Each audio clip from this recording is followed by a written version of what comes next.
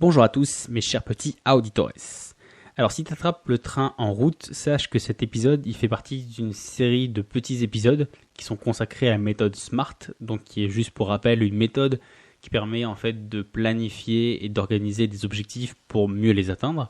Donc du coup aujourd'hui c'est la troisième partie, donc si tu arrives juste au milieu je te conseille d'aller écouter au moins les épisodes 87 et 88. Donc du coup après le S de spécifique, le M de mesurable, aujourd'hui on attaque avec la troisième partie, le A.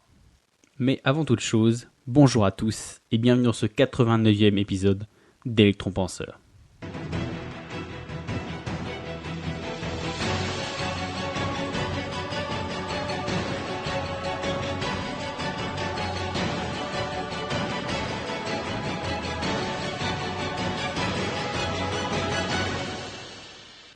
Alors, comme je l'ai dit, dans cette troisième partie sur la méthode SMART, après le S de spécifique et le M de mesurable, on passe au A. Alors le A, dans la plupart des définitions et des présentations, si vous en avez déjà entendu parler ou autre, on le traduit par c'est le A de atteignable. Mais atteignable, en fait, ça veut tout et rien dire. Parce que finalement, qu'est-ce que ça veut dire atteignable ? Ça veut dire qu'on peut l'atteindre ? Ok, mais encore. En fait, c'est ça, c'est le problème de atteignable, c'est que si on le prend dans le sens valider des étapes ou des critères, finalement ça rejoint directement le côté mesurable qu'on a développé la semaine dernière. Et de deux, c'est que finalement, atteignable, ça a tendance en fait à rendre des objectifs trop faciles. En gros, si vous mettez atteignable, c'est en gros de se dire que c'est ceux qu'on est sûr d'atteindre et de réussir parce que voilà, ils sont à portée de main. Donc du coup, je pense que s'ils sont trop atteignables, s'ils sont trop faciles, du coup, il n'y a plus aucun intérêt parce qu'en gros, on ne cherche pas vraiment à devenir meilleur ou à accomplir plus si nos objectifs et nos buts, ils sont dans notre fameuse petite zone de confort, celle où finalement tout est facile. Alors voilà du coup pourquoi selon moi je préférais du coup ambitieux à atteignable, parce que du coup je trouvais que dans ambitieux du coup ça veut dire que tu vas quand même choisir quelque chose qui est hors de ta zone de confort, cette fameuse zone où finalement tout est facile et tout est maîtrisé.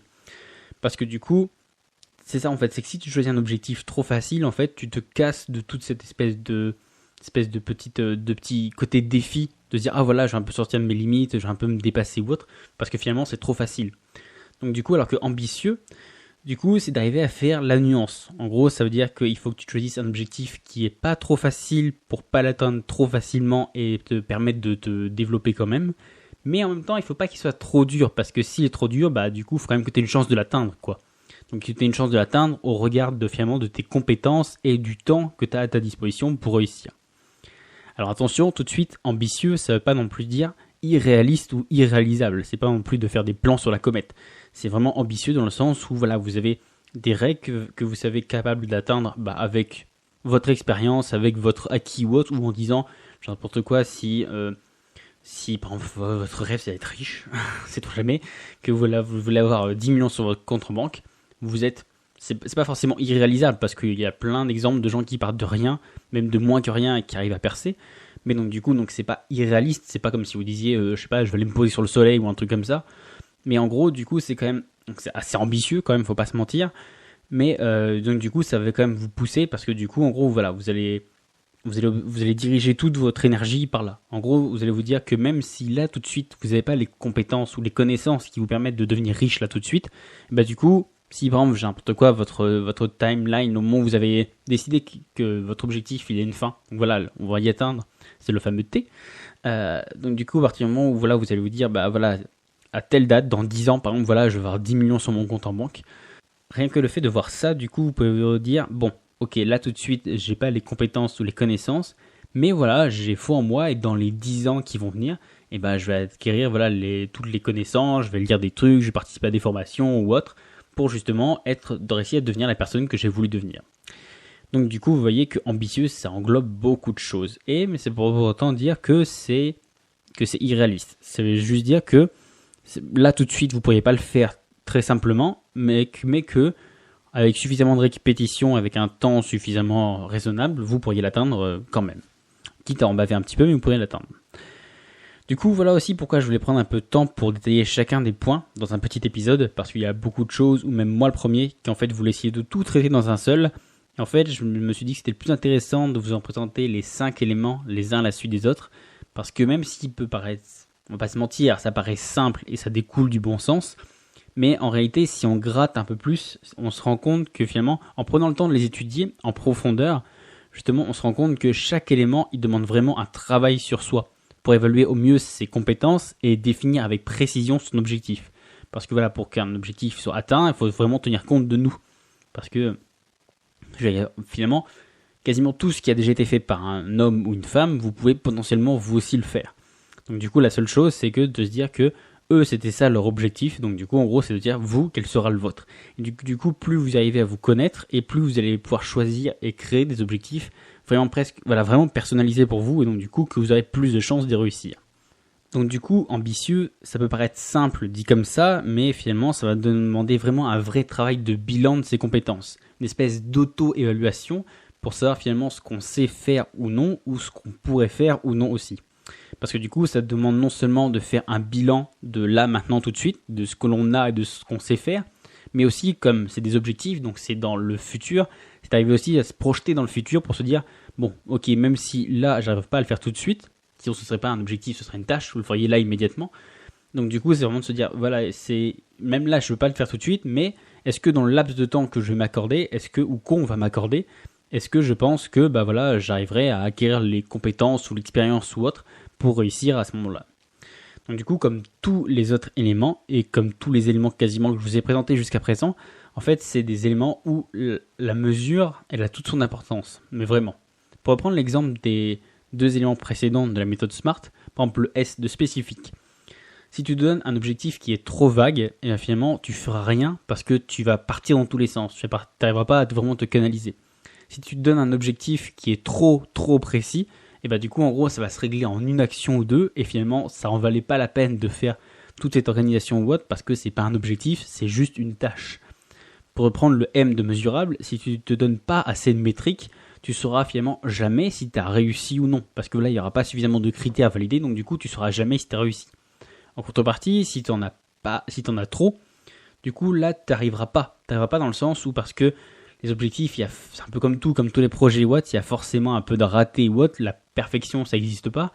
Et donc du coup le problème c'est que si tu as trop d'objectifs, trop de critères ou autre, et du coup tu n'arriveras pas à atteindre ton objectif parce qu'il n'arrivera pas à remplir tous les critères. Et donc du coup c'est aussi pareil pour le côté ambitieux, parce que si tu es trop ambitieux, tu échoues et tu es frustré. Et en même temps si tu n'es pas assez ambitieux, si voilà c'est trop facile pour toi, et du coup tu es aussi frustré parce que t'en tires aucun plaisir ni fierté parce que voilà, c'était trop facile. Donc du coup, comme j'ai dit, pour la méthode SMART, comme pour tout ce que je propose jusqu'à maintenant, tout est une question de mesure. Les extrêmes, c'est forcément négatif, puisque là, c'est les extrêmes. Donc du coup, essayez vraiment de prendre un peu la mesure entre les deux. Alors après, petit conseil, c'est aussi l'une des premières fois où tu te fixes des objectifs, sûrement. Peut-être que c'était déjà arrivé avant, mais si tu essaies de te mettre vraiment dans la méthode SMART, c'est sûrement une des premières fois où tu vas te définir des objectifs de manière aussi précise et organisée. Donc du coup, si tu te fixes des objectifs qui sont clairs et définis, vraiment, en fait, surtout au début, ne t'en veux pas si tu foires le calibrage. Parce que c'est normal, c'est le début, tu te connais pas encore assez. Tu vas sûrement surévaluer ou sous-évaluer le temps qu'il te faut. Tu vas te penser que tu as les compétences ou non, alors que finalement tu les as ou pas. Tu vas peut-être te dire que tu peux le réaliser alors que finalement non, que finalement t'as mis des métriques mais qui te servent à rien sur le terrain parce qu'elles sont à côté de la plaque ou autre, que finalement c'est spécifique mais pas assez pour vraiment te transparaître vraiment ce que tu veux faire. Donc voilà, on va dire que c'est une espèce de petit temps de calibrage. Mais finalement, en fait, ça viendra avec le temps et surtout avec l'expérience. Ouais, je précise parce que c'est pas juste de dire, attendez, et voilà, quand vous allez devenir une espèce de vieux con, ou qu'on devient tous de toute façon, dans 20, 30, 50 ou 60 ans, de se dire si on fait rien, d'un coup, on saura quoi faire ou autre. Non, c'est vraiment plus l'expérience que le temps. Donc du coup, le mieux, c'est vraiment d'essayer encore et encore pour essayer de mieux se connaître, en fait. Et mieux vous vous connaîtrez, mieux tu te connaîtras, décidément. Mieux tu te connaîtras, plus ce sera finalement facile après d'arriver à définir des objectifs pour savoir finalement ce qui va t'apporter, l'espèce de marge de progression quand même que tu te gardes, que tu pourras réguler.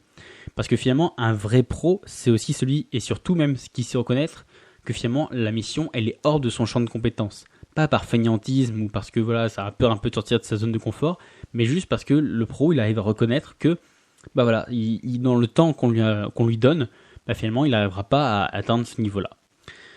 Donc du coup, pour pas finir, comme dans les 2 premiers éléments, on va donner un petit exemple. Disons que voilà, tu t'y connais un petit peu en bricolage, mais t'es pas non plus monsieur bricolage, quoi. En gros, disons que t'es à réaménager une pièce. Donc voilà, t'as juste des parpaings sur les murs, et voilà, il faut un peu que tu fasses tout. Alors du coup, tu pourrais avoir comme objectif ambitieux de t'occuper de tout retaper toi-même. En gros, on va dire même le gros œuvre, c'est-à-dire, je sais pas, genre mettre du placo, mettre de la laine de verre, faire l'isolation, faire le tour des portes, mettre les serrures, mettre les fenêtres, toi, pourquoi pas. En gros, tout le gros œuvre, le papier peint, la peinture, les enduits et tout ça, les décorations, les finitions. Mais en gros, du coup, quand même, être ambitieux, comme je l'ai dit, ça va pas être surréaliste, donc du coup, tu pourrais quand même te dire que tu vas laisser un pro mettre au moins l'électricité et l'eau. Et d'ailleurs, je te le conseille parce que si t'es pas monsieur bricolage, j'ai pas envie de perdre un auditeur qui va prendre feu ou qui va se noyer. Donc du coup, voilà, c'est vraiment de se dire que tu te dis, je suis un bricoleur, donc c'est pas comme si je savais pas planter un clou, donc j'arriverais quand même à me débrouiller un petit peu ou autre. Mais on va dire, voilà, je sais quand même reconnaître que ce qui peut être dangereux, ce qui peut être embêtant, genre voilà, de l'eau qui coule partout ou autre, bon ça ok, pour l'instant j'ai pas encore les compétences nécessaires pour, donc du coup je vais peut-être le laisser à quelqu'un d'autre. Et après rien ne vous empêche de dire, voilà, je pense que les bases, je sais pas, dans au moins par exemple l'eau, l'électricité, c'est genre changer une ampoule ou changer un robinet ou un truc comme ça. Donc du coup là, tu pourrais commencer par ça comme porte d'entrée ou autre, mais en se disant que je pense que c'est un bon exemple, voilà, de se dire que vous pouvez faire des choses, mais quand même en voyant des limites, de pas se dire que il faut que ce soit suffisamment ambitieux pour qu'on y passe du temps et que ça va se développer, mais en même temps que ce soit pas trop chronophage ou trop dur pour que vraiment ça nous mette dans le mal, et donc du coup limite qu'on fasse pire que mieux, quoi. Donc du coup voilà, donc pour ce 3e petit épisode, donc du coup n'oublie pas le A de ambitieux. Et souviens-toi d'Oscar Wilde, oui je sais ça fait un peu con, mais on va dire que finalement la citation se prête bien, se prête bien à la situation. Donc la citation d'Oscar Wilde qui dit « Vise la lune, comme ça même si tu échoues, tu finiras dans les étoiles ». Du coup, merci de m'avoir écouté, comme d'hab, partage, commente, donne ton avis sur Facebook ou autre.